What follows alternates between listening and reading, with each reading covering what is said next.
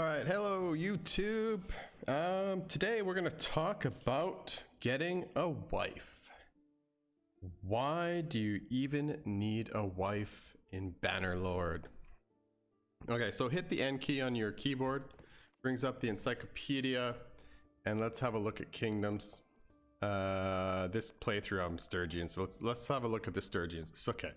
So why do you need a wife? Well, the game's long. If you're going to try and conquer the world, if you're even as a vassal or if you make your own kingdom, the game is very long, so it's going to take a long time. And if you make kids, they'll actually be able to lead their own parties. That's how long the game is. So you're going to age in this game, and your kids are going to come of age, and you're going to be able to fight with them. So having some kids is good. She can also lead a party, so she is a companion, and it's just like all the other companions. She gets skills and levels up, and most of the we'll look at them in 2 seconds. Most of the people that are candidates for your wife, they come with good steward skills, so they can lead a party and have lots of troops. So it works out, and she can be a governor.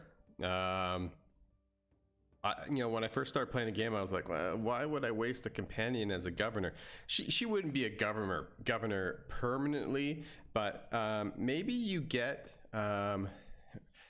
say if you're fighting for old Ragenvad there, he's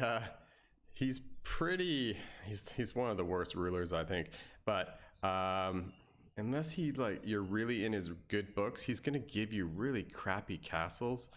And you might get like a beat up one of the, you might say Mazhaden and Cranarog. These two get taken over a lot by Valandia.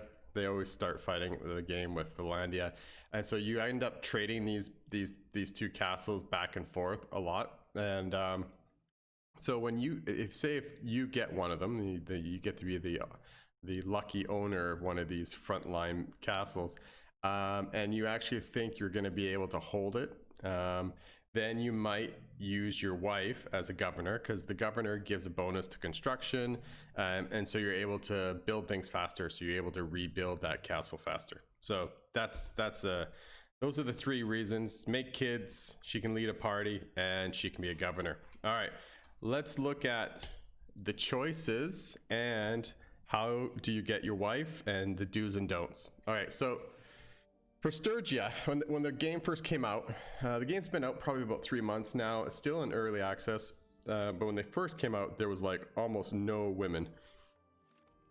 So in his family, so he's the prince or the king or whatever. So if you can marry into his family, that's cool.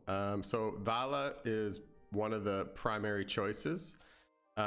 She has decent stats. She's not a fighter, but she actually, I've played a few games with her, and she actually can learn pretty quick.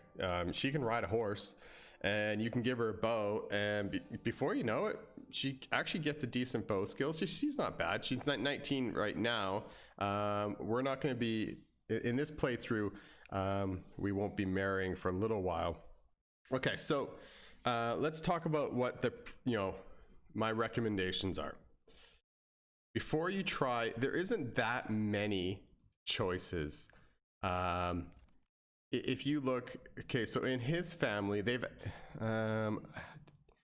added a few new girls, but some of them might already be not available. I'm not sure, but anyways, she's the best choice in his family. And then in this family, the best choice is Savannah. Savannah, she's a tough cookie. You got to make sure that you're really well loved and before you try for her, because she will deny everybody. Okay, so here's my list of the do's or kind of like the prerequisite before you really try hard to get a wife.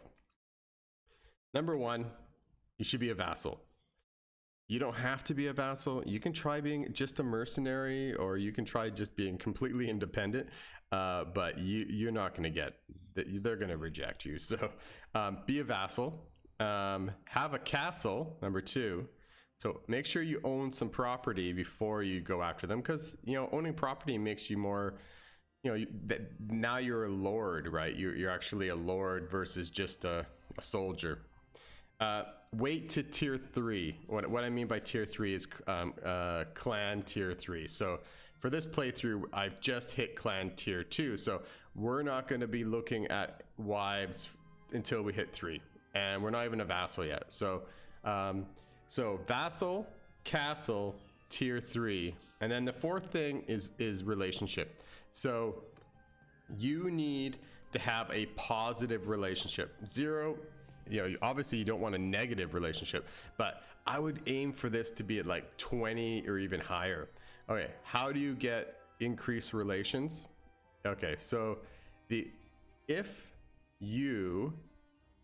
Savannah is part of this family, and they have 3 armies usually: Lek, Savannah, and Godan. I think this guy also leads an army once in a while. I'm not sure. Never see her out. But yeah, definitely these 3 always have armies. So all you gotta do is kind of like follow them around, and when they attack somebody, like some Valandian party, jump in and help. So that's the best thing to do.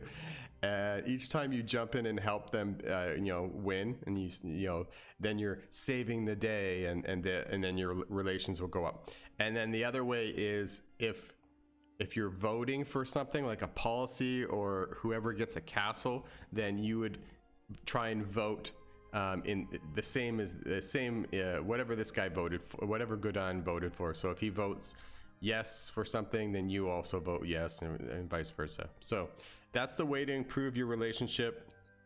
Get your relation, pick the person you want to go for. I usually go for and in this playthrough we'll definitely be going for Vala first. I kind of like that she's not too developed, and I can kind of develop her how I want throughout the game.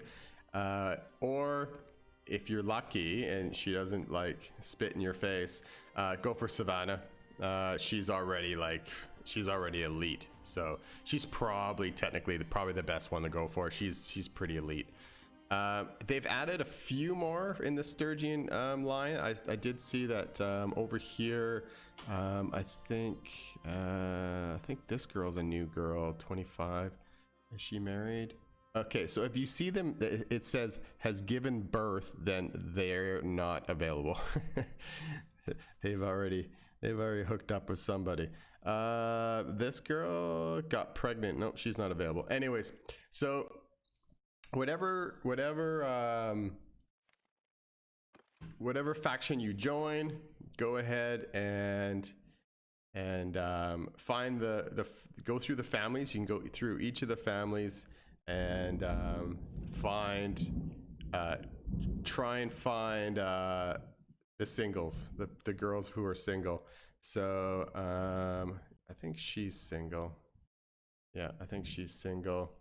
So just a last quick recap.